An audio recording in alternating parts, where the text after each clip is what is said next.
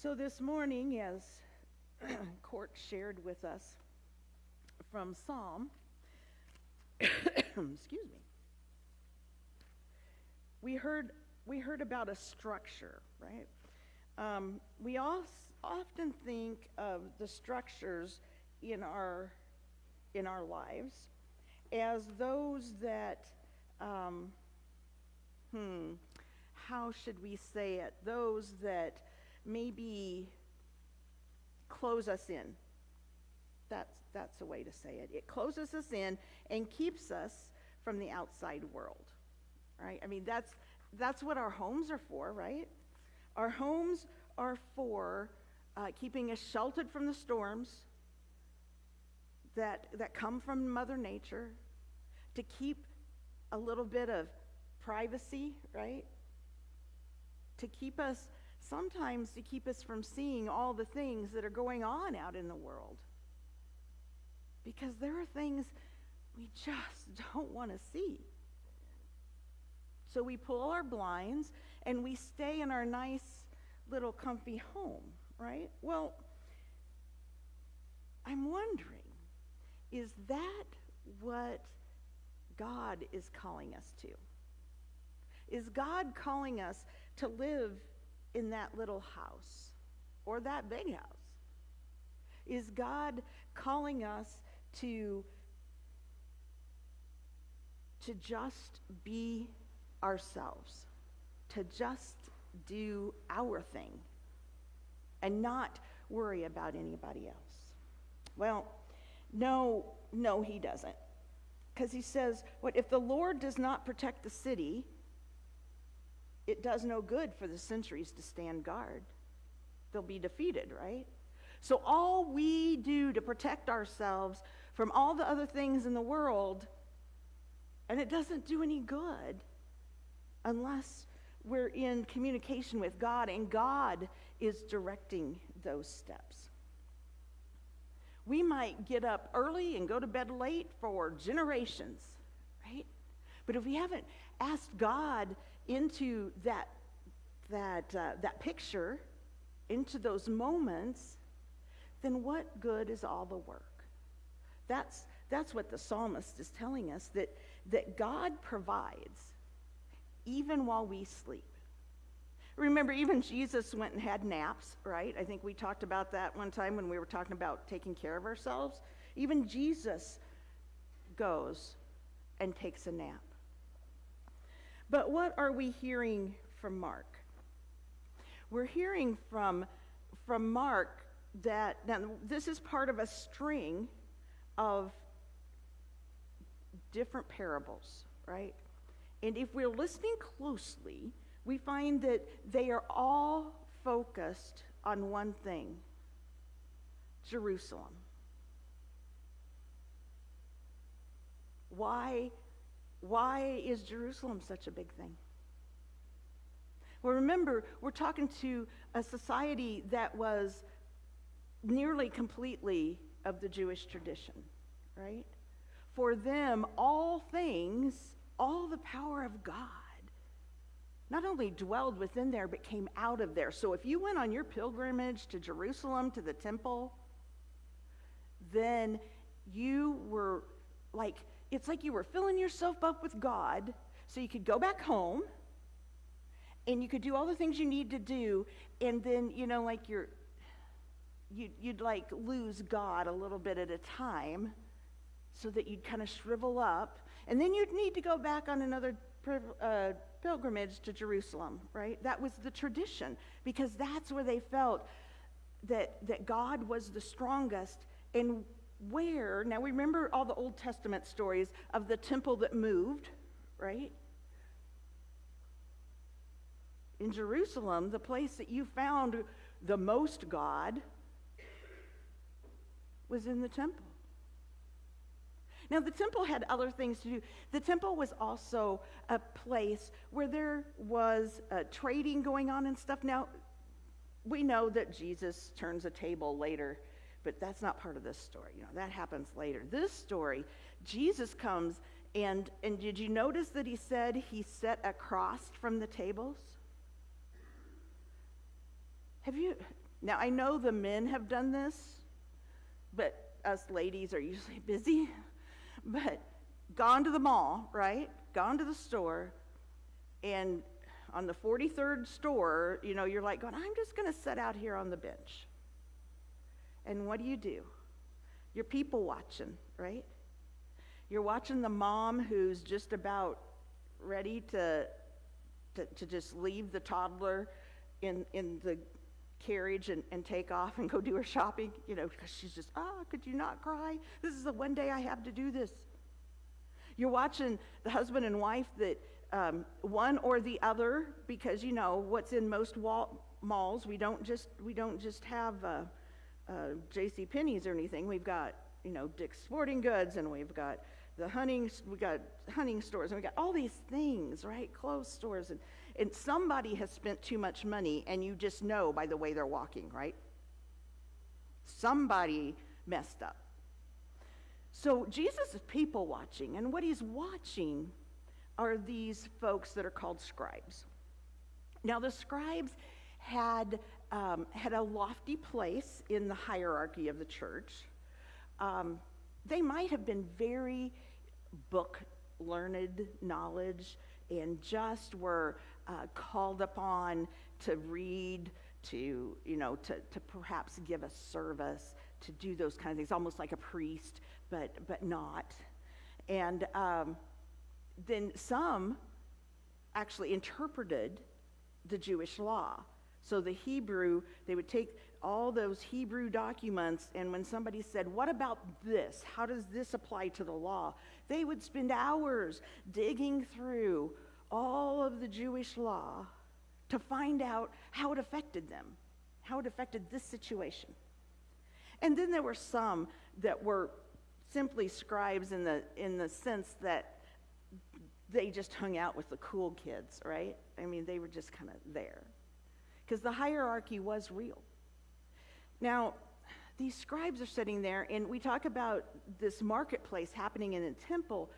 There's a reason this is happening, because folks are coming from all around, right? And they're bringing their goods and their wares. And where's the power of God? In the temple. So if you want to do the very best and show your sheep at the very best and have the very best wheat and the very best woven fabrics and the very best of everything, you're going to go where the power of God is the best, right? Now, what are the scribes doing, though?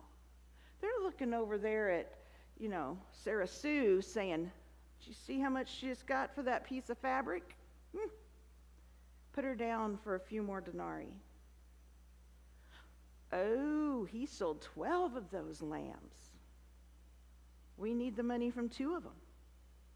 They are people watching, right? So Jesus is watching them, though. And what Jesus is trying to tell us is God built this house as far as the building, the temple that they were in, but God did not build the house they're trying to make it to be. One of power and greed, one of comeuppance, kind of like you don't get to do this, that, or another thing unless you are a certain person with a certain amount of money, with a certain lineage. Otherwise, you are lowly. They are trying to separate even more that those of the poor and those of the rich. And Jesus says, he's been calling out the scribes, the Pharisees and the scribes, right? We hear all these conversations that happen in his parables where he calls out the Pharisees and the scribes. But on this time, he does not. Instead, he gathers the disciples to him. And this is a teaching session. And he says, see what they're doing? This is what I've been talking to you about.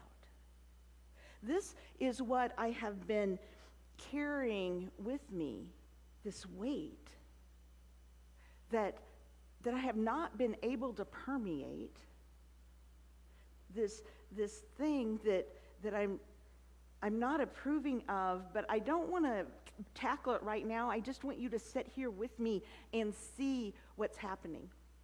And so they watch with Jesus for a little bit, and he goes, see that man who just put in for his 4 lambs? See that? Look how much money he still had when he walked away. Now, see that widow that just put the 2 coins in? And what I want you to think about is this is not about her piety. This is not about her loving God so much that she gave everything she had. She is faithful and she does believe. But this was the structure of the church at that time. She was required to give X. And it didn't matter if it meant she wasn't going to eat. The scribe said, this is what you will give. This is what we need from you. Now, did any of them go without a meal? No. Because why? They were taken from everyone else. As well as if this widow did not have the means, which she probably didn't if these were her last 2 coins, if she didn't have the means to pay off the scribes and the Pharisees, she lost her home as well. Because they would take that home, because she's a woman, right? Patriarchal society. They would take that home and they would sell it to the highest bidder. Or maybe put one of their kids in it. Right? And the widow would be out on the street. If she didn't have family, she would literally be living on the street. All because of the structure of not the government, because of the structure of the church and the power that it had. So, as we think about this, and we see that she is being kept low by her donations that are required, right? How did it affect the rich? Not much. Maybe they didn't get to buy a camel that year. Trade in for the newer model. Maybe that didn't happen. But they didn't go without a meal. They didn't go without a home. Now think back. If God builds the house, think of all the context those houses are, whether it's our body, whether it's the place we worship, whether it's the place we live, whether it's the community we live in, that building, that structure. If God builds it, it will stand. Until, people separate the Old and New Testaments, and there's a lot of ways we can't, right? What happens in the past, when God was very angry, what happened? Things fell apart, right? Things fell down.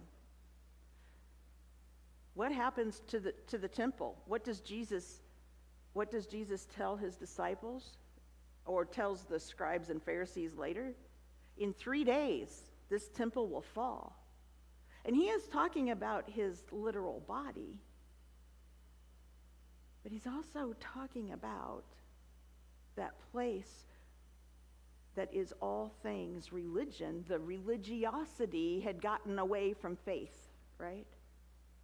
And that structure that was left would be a shell because their faith had gone. It was all about doing the right things. And so today, we can stumble into those same things ourselves, right? The rituals, the things that we do, and it's like, well, it can't be church if we don't X, Y, or Z. I have those things. Well, if I'm going to have church, we all have them. I want to sing that song, or it's not church. I want the lights to be a certain way, or it's not church, right? We do those things, because it's about the building. For part of it is about the building, because we like to do church in a familiar way because it gives us comfort. Even the scribes and Pharisees liked it, not just because they got to reap the benefits, but because they felt safe there, right? We feel safe in our building. And yet God challenges us to open that door and not just leave it open and walk back in, but to open that door and walk out of the very building that he has built for us to worship him in, and begin to worship outside of that door. And worship in ways maybe we aren't familiar with. Maybe our worship is sitting with someone that is very sad, saying a prayer with them. Maybe our worship is feeding somebody that hasn't had a good meal in a couple days. Maybe our worship is giving a hug to somebody. Maybe our worship is sitting down in the trenches with somebody who has had thing after thing after thing, trials and catastrophes in their life, not of their doing, but because they were where they were or who they are. And suddenly those things kept piling and piling and piling, and now they've hit rock bottom. Sitting with that person in that trench is worship. Because we are calling on God to be part of our lives and be part of this person's life and to dwell within us to help right what isn't right. To help these folks, whether it's addiction or financial or whatever it is, help those folks find a path out. Not a handout, but a path. Hand up, right? It seems like it's a stretch that something 2,000 to 5,000 years ago could still be happening today, but it is. And part of our job as people of faith is to open those doors wide. We had to do this the other day, by the way, because of some maintenance things that were going on. And if you find any cats, you'll want to let me know so we can get rid of them. Because we were open for about 5 hours, so we'll see.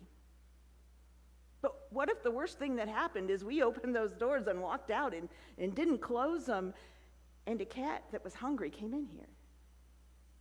What if a child that was abused walked in that door because they could get in that door?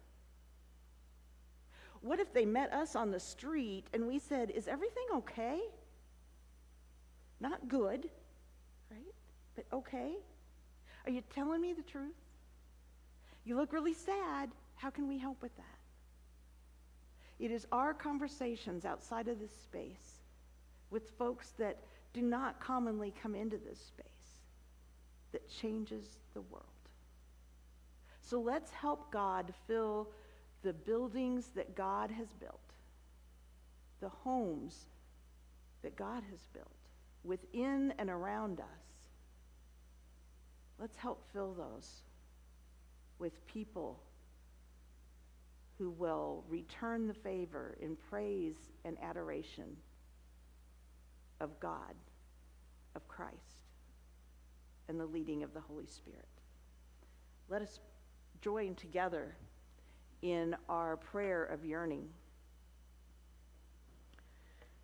Oh God, we have not invested all that we are, our hearts, minds, soul, and strength, in loving you. And each day we struggle to love one another to the fullest. Receive our heartfelt confession and hear our gratitude for your grace and forgiveness. Amen.